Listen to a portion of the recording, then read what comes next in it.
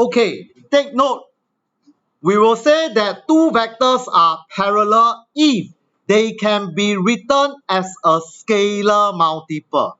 Scalar multiple means they can be written as a vector equal to a scalar multiple k, where k is a constant.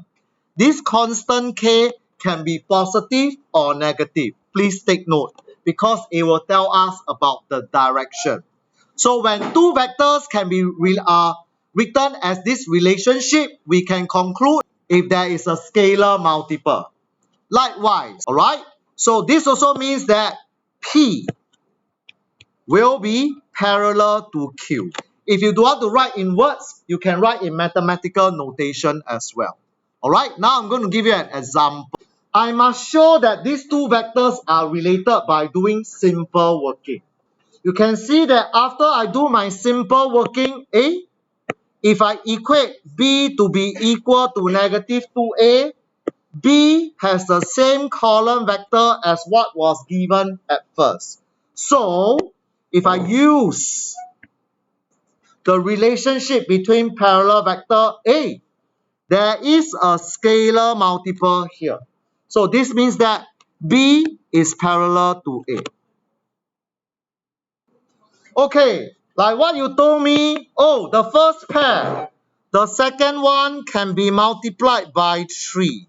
And then they will be equal to each other. So, the first pair, the vectors are parallel. The second one, definitely a no-no. They are not parallel. But the third one, slightly more complicated. You told me if the first vector multiplied by negative 4 over 3, you will get the second vector. Alright, so don't worry. So this pair is a pair of parallel vectors. But more importantly, when two vectors, since these two vectors are given to be parallel, I know they can be written as scalar multiple. I introduce a constant k. Usually, I will not have the k being attached to the vector that already has an unknown. Since there is a vector p on the left side, I make sure the k go with the numbers for the vector.